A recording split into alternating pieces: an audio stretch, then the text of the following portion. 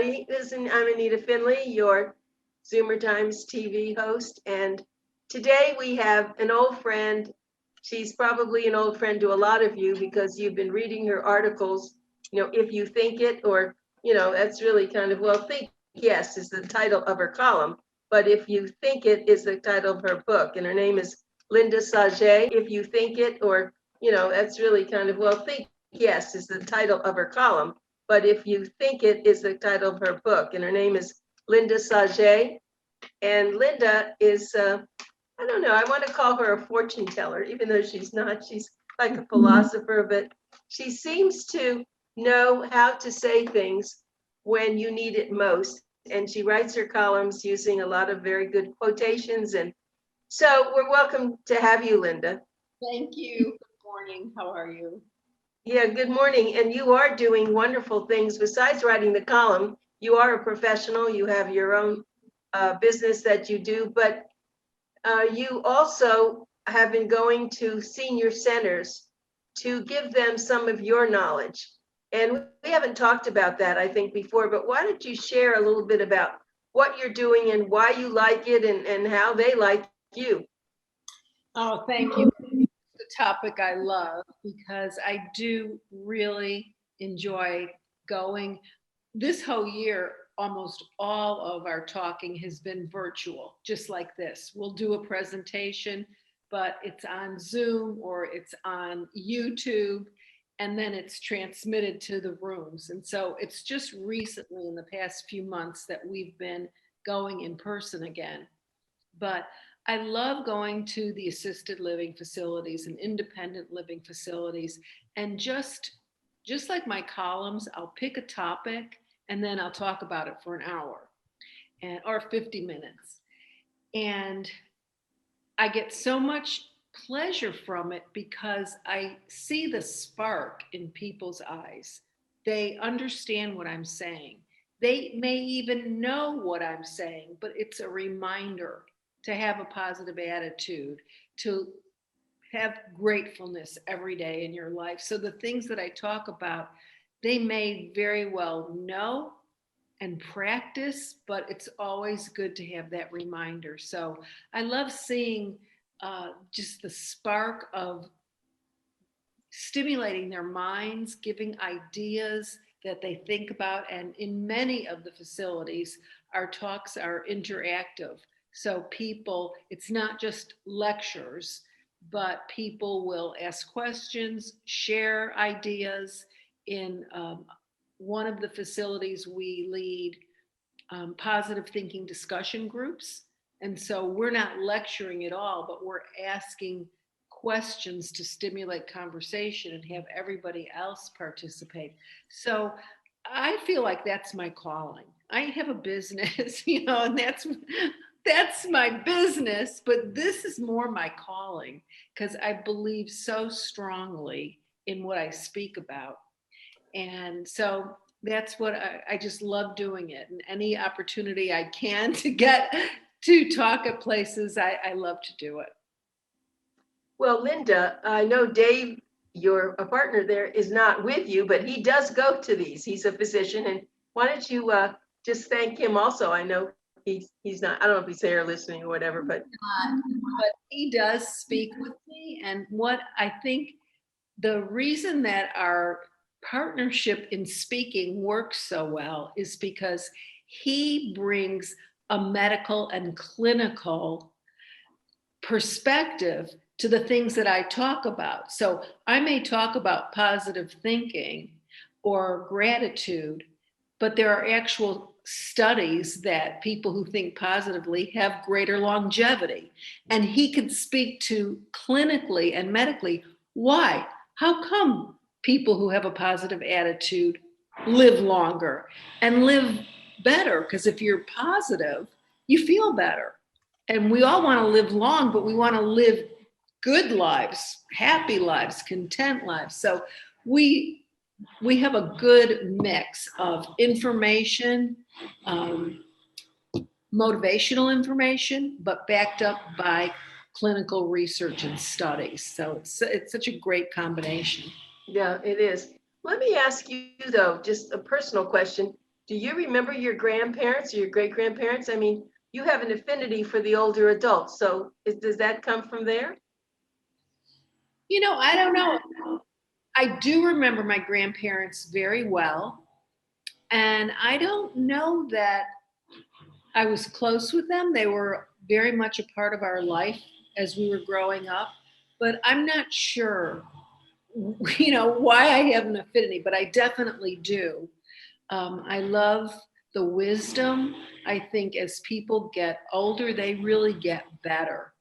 And I'm preparing a talk that I'm going to be giving in May, and it's by a gerontologist. I know you know him. Well, you heard him speak. You're the one that told me to tune into the Esalen Institute lecture by Ken Dykewald? Ken Dickwald on I forget what the name of his latest book is, but Right. he talks very much about the older we get, the more contribution we can make, because Yes. we have the time, the freedom. We don't have to just sit back and do nothing. We can be active. We can be involved. We can make a contribution. And there's another teacher, Rabbi Levy is her name, and she has the same philosophy that the older we get, the better we can get. So that's my latest writing. That's good. Yes, I've been dwelling on that also. I thought that was very impactful when I heard that. We know that older adults can do things. A lot of them, of course, are in communities where they're in like a building, and it's hard. But there are things they could still do. They could do things now themselves on Zoom. They could deal with their grandchildren and give them advice. But you're right. I think for maybe 30, 40 years ago, older adults sat in their chairs, the grandparents, and everyone took care of them. But now these are much more young acting adults. And as they age, that doesn't really change unless they're sick. If they're sick, it's too hard. But many of them have very bright minds. I know that my husband, who passed away when he was 93, his mind was great and he was always doing things, but we don't offer people that chance. And I think that's what your speech will be important for. What is it that you can do in your later years that will affect the way the world is? Yeah. And I think that people have so many talents. They have come to the age that they're at, and they have a lifetime of experience and talent, ideas. And so I think some of it is just stimulating the conversation with them to let them think about, well, what can I contribute? Yes, I am in a facility, and maybe I am in a wheelchair. Maybe I have limited abilities, but what can I do? There are things I can't do, but there are still things I can do. And so just having someone to bounce ideas off of and brainstorm about. And of course, that's your best talent, is brainstorming. So I think that's a good service to let people think about that. We don't have to be, when people are retired, they don't have to be just sitting doing nothing. There are vital things that they can bring to their facilities, to their families, to the community. So that's my latest talk's going to be about that. So Linda, when you wrote your book, If You Think It, what made you write that? Because that was, how long ago was that? 2009. Huh. I think it was about maybe 2012, somewhere in there. But yeah, I have always, I have a master's degree in English, so I've always been a reader and a writer, and I've always loved quotations. I find that a simple quotation by a brilliant mind is so stimulating. It makes me think. It really helps me express things that I'm thinking and feeling. And so I just noticed over the course of years, without trying to notice it, I noticed so many thinkers, teachers, writers, philosophers, scientists, religious leaders expressed the idea that our thoughts create our world. The Buddha said, we are what we think. All that we are arises from our thoughts. With our thoughts, we make our world.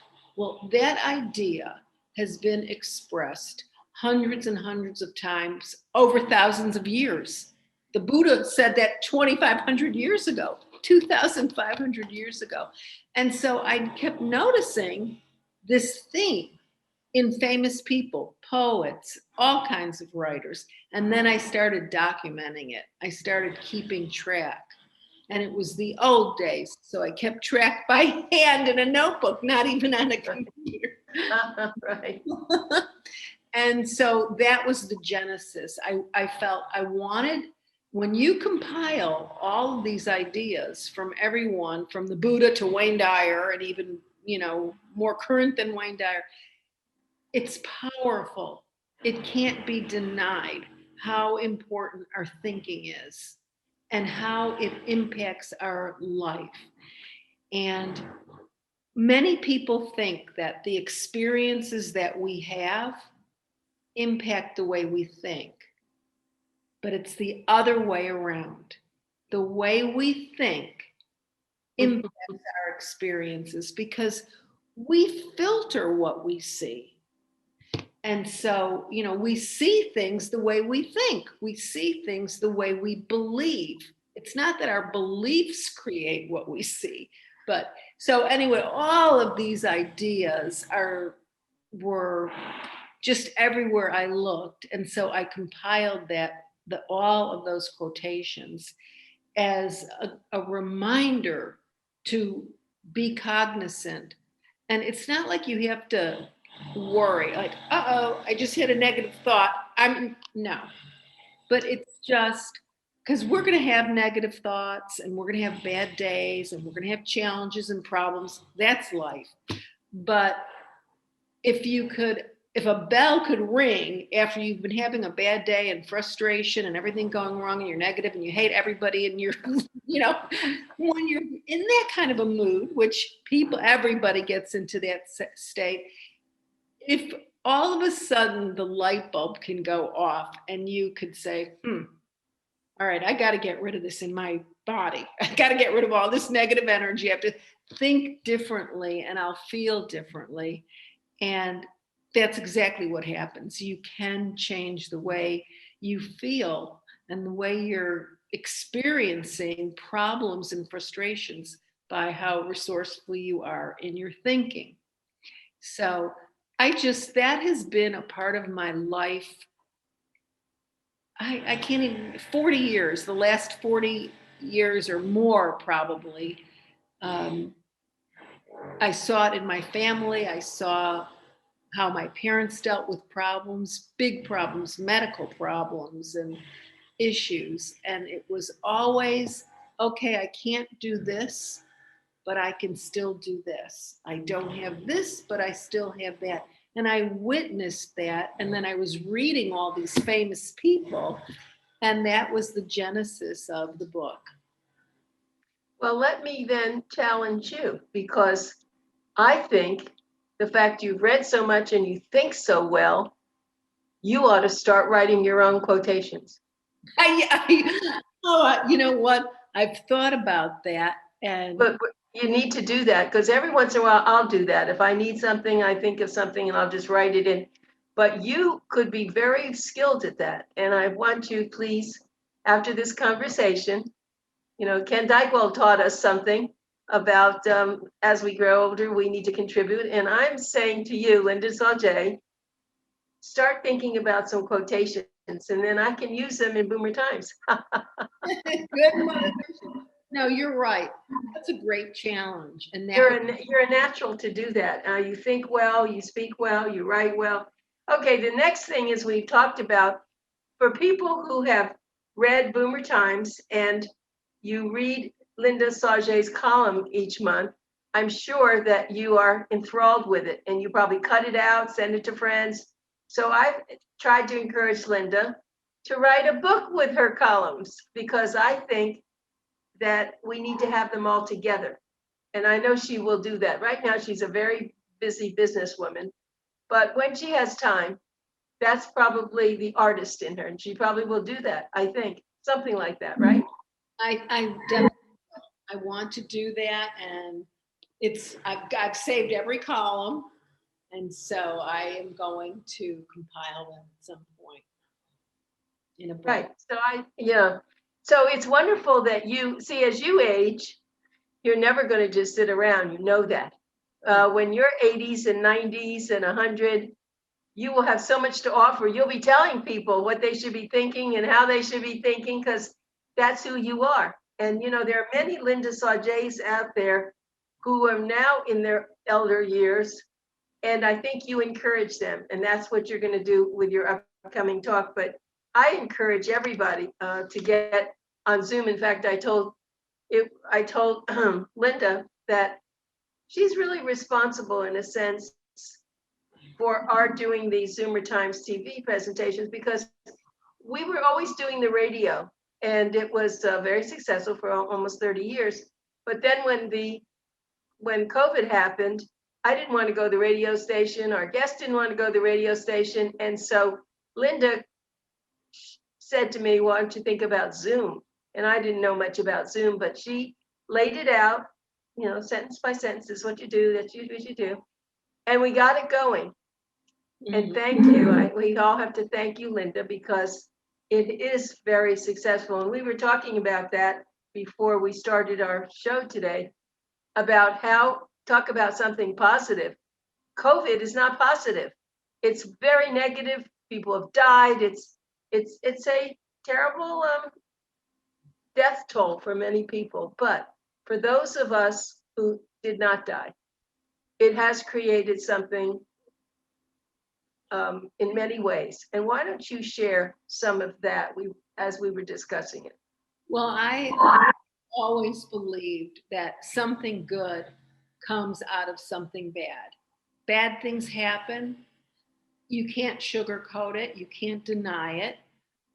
But when something bad happens, what good can come out of it? What lesson did you learn? Or what new road did you go down? It seemed terrible at first, but now you're doing new things. And what is the good that comes out of bad? I just always believe, whether you call it a silver lining or whatever it is, there is good. And I think Zoom, because Zoom was new to me also, but we in business we couldn't have meetings. We always had in-person meetings, and we couldn't meet with clients, and we couldn't go to their offices or to even as a staff meet as a group. So we learned about Zoom, and we started using it in business. And not just my business, but I hear about this with many businesses. Why go to the expense of travel, airlines, rental cars, food, hotel, when you can meet with a client, go over your reports or whatever you're going to accomplish in the meeting? I mean, there's the disadvantages. You can't then go out to dinner afterwards and have that personal time. But, so you could include that now that COVID is subsiding at some point. But I think this is the way we will conduct business, even when things go back to normal, because it's more efficient.